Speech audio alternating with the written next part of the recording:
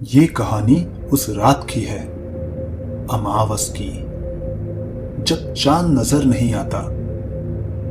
कहते हैं अमावस की रात में बाहर निकलना नहीं चाहिए। अमावस को बुरी आत्माएं सक्रिय हो जाती हैं। माँ, मैं निकल रहा हूँ। सुबह तक घर पहुँच जाऊंगा। राघव बेटा रुक जा, अभी मत जा, सुबह निकल जा। अमावस्या की रात है, कहीं रहने दे माँ, मैं गाड़ी से जा रहा हूँ। चांद के भरोसे नहीं चलती अब दुनिया, हेडलाइट है। मेरी बात सुन ले राघव, अमावस्या को रात में बाहर निकलना खतरे से खाली नहीं होता। छोड़ो माँ, आज के जमाने में ये सब बातें कोई नहीं मानता। अच्छा, मुझे देर हो रही है, पहुंच के फोन करता हूँ। ऐसा कह के राघव तेजी से अपनी गाड़ी की तरफ बढ़ा। वो घर से थोड़ा सा ही बाहर निकला था कि अरे ये बिल्ली भी ना इतनी काली है कि दिखाई भी नहीं दे रही। अच्छा वो बच गई, वरना अभी पापड़ बन जाता इसका। और माँ ने नहीं देखा, वरना उनका शुभ अशुभ फिर शुरू हो जाता।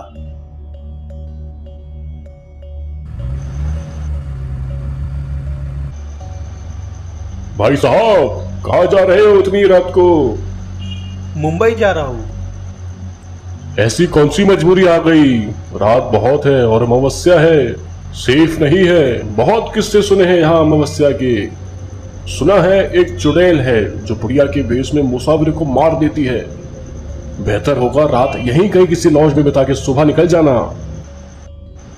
आप पुलिस होके ऐसे बातों पे विश्वास करते हो? ये भूत प्रेत कुछ नहीं होता। मैं नहीं रुक सकता, मेरा सुबह से पहले मुंबई पहुंचना बहुत जरूरी है।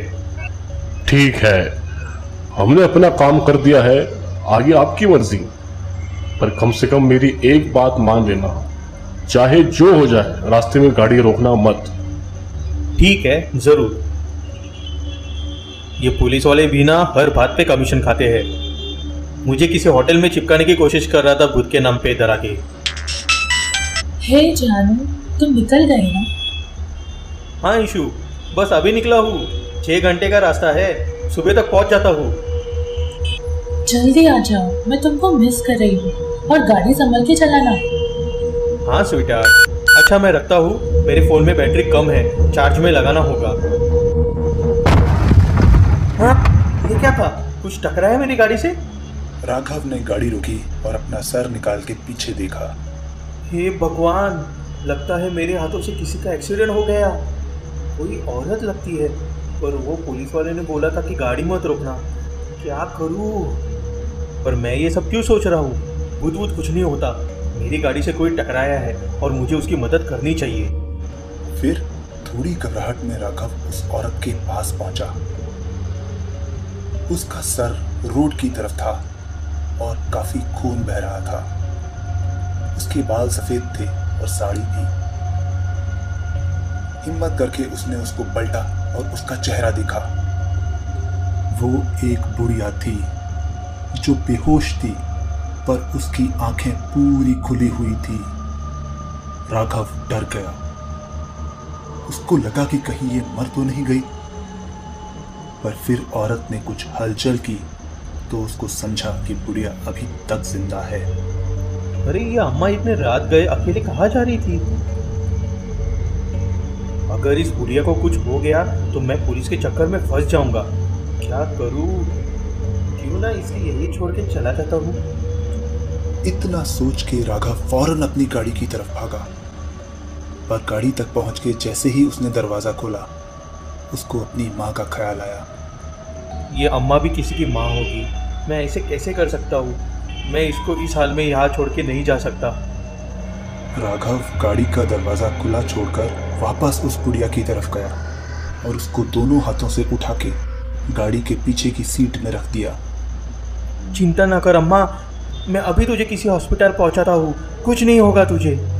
फिर राघव आगे बैठ गया और तेजी से गाड़ी बढ़ाई। थोड़ा आगे ही पहुंचा था कि उसने अपने मिरर में देखा। उसने देखा कि बुढ़िया सीट पे बैठी हुई थी। ये देख के राघव के होश उड़ गए। राघव का शरीर सुन्न हो गया। वो हिलना चाहता था पर हिल नहीं पा रहा था।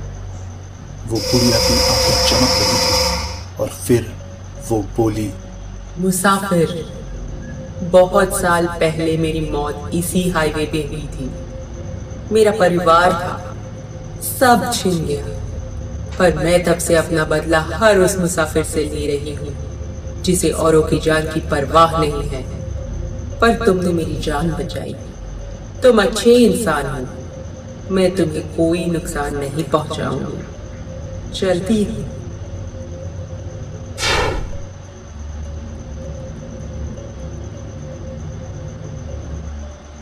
हे भगवान, शुक्र है आपका और माँ का कि मेरी जान बच गई। अगर मैंने उसे वहां छोड़ के चला गया होता तो वो मुझे मार देती। ईशा, तुम नीचे ही हो? मुझे तुम्हें कुछ बताना है। राघव, मैंने देख लिया, तुम मुझे सरप्राइज देना चाहते हैं। तुम माँ को लाए हो ना, पीछे सीट पर बैठी है। नहीं, माँ?